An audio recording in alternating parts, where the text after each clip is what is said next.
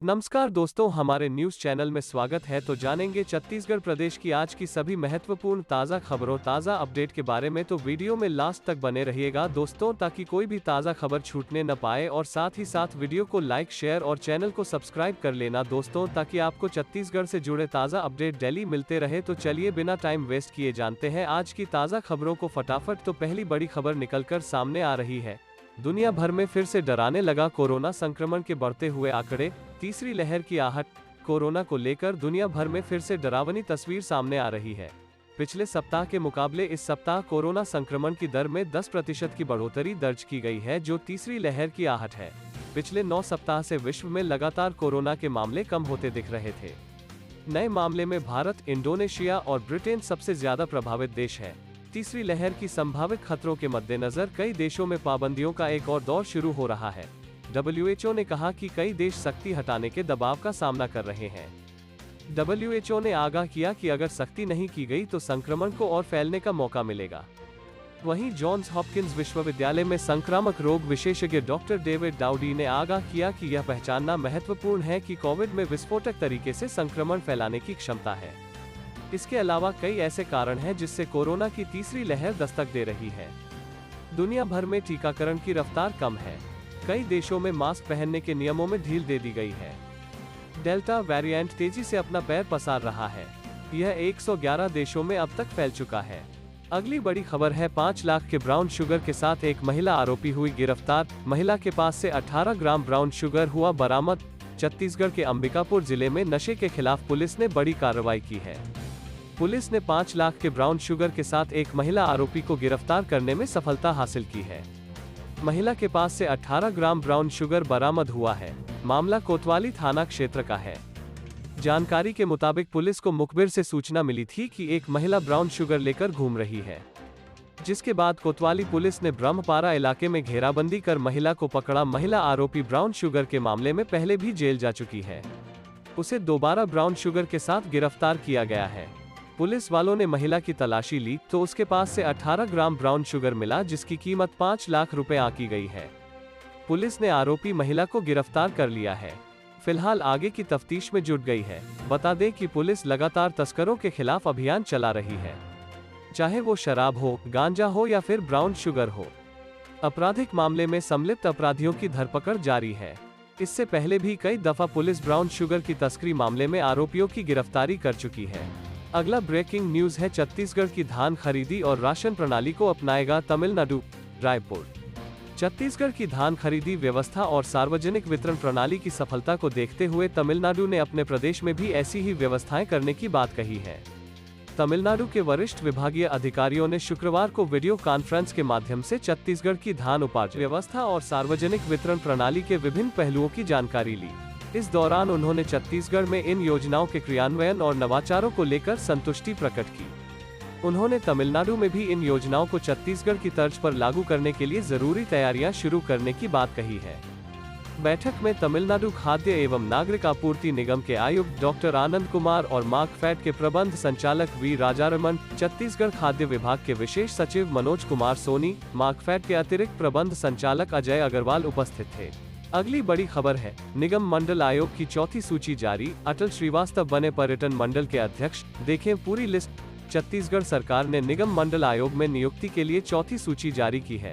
लंबे समय से ये सूची अटकी हुई थी।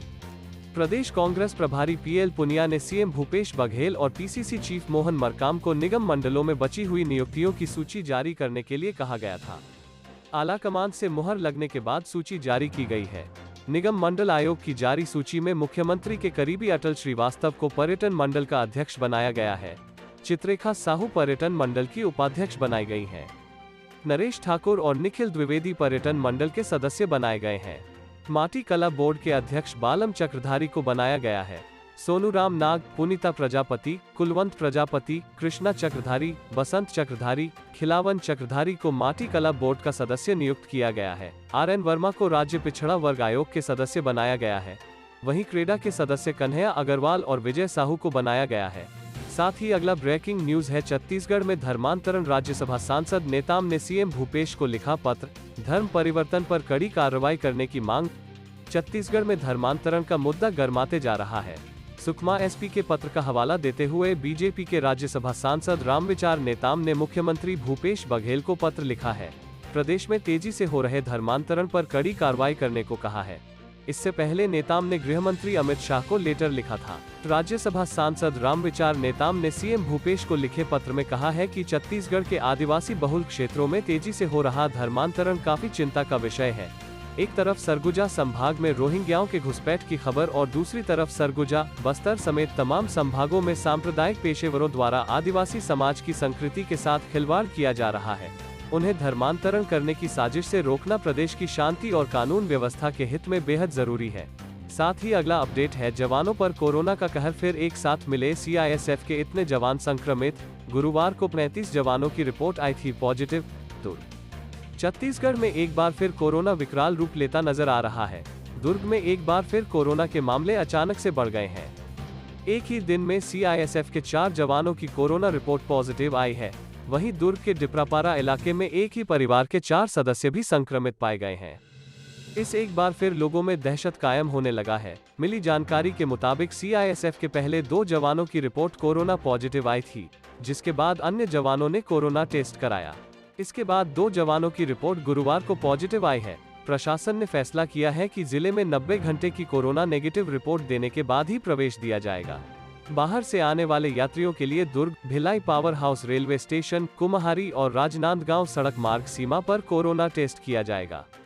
जिला स्वास्थ्य विभाग द्वारा तीसरी लहर को लेकर जिले में पूरी तैयारियां कर ली गई है। जिले में प्रतिदिन 3000 सैंपल एकत्रित करके जांच करने का लक्ष्य रखा गया है। वही अगला अपडेट है, रायपुर में अब नाइट कर्फ्यू खत्म। रात 10 बजे तक सभी दुकानें खुल सकेंगी। 8 बजे वाली पुरानी बंदिश हटाई गई। कलेक्टर ने जारी किया आदेश। छत्तीसगढ़ की राजधानी रायपुर में अब नाइट कर्फ्यू का नियम खत्म कर दिया गया है। इसे लेकर रायपुर के कलेक्टर सौरभ कुमार ने शुक्रवार शाम एक आदेश जारी किया है। इसके मुताबिक अब शहर की सभी दुकानों को रात 10 बजे तक खोला जा सकेगा।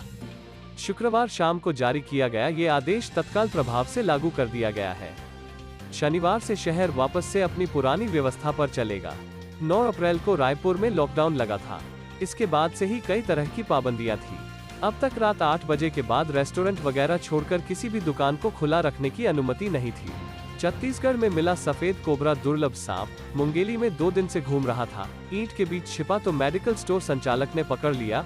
मुंगेली जिले के लोरमी इलाके में एक दुर्लभ सफेद कोबरा एल्बिनो कोबरा को पकड़ा गया है। इसे किसी स्नैक एक्सपर्ट की टीम ने नहीं, बल्कि एक मेडिकल स्टोर संचालक ने पकड़ा है। बताया गया है कि यह सफेद कोबरा पिछले 2 दिन से इस इलाके में घूम रहा था, जिसे शुक्रवार को उन्होंने अपनी दुकान के पास ईंटों के बीच से पकड़ लिया। एक्सपर्ट के मुताबिक यह एक सामान्य कोबरा की ही तरह है, लेकिन ये कम ही मिलता है। दरअसल लोरमी के मुंगेली रोड स्थित कर्मा मेडिकल स्टोर के पास यह सफेद कोबरा पिछले 2 दिनों से घूम रहा था, जिसके बाद से ही आसपास के लोग काफी डरे हुए थे। इस अलग तरह के सांप को देखकर हैरान भी थे। इतना ही नहीं, लोगों ने पहले भी इसी पकड़ने की कोशिश की, लेकिन सांप काफी फुर्तीला है, जिसके चलते उसका रेस्क्यू नहीं किया जा सका था। अगला ब्रेकिंग न्यूज है, नरवा, गरुवा, घुरवा और बाड़ी योजना में कृषि विश्वविद्यालय का लहराया परचम।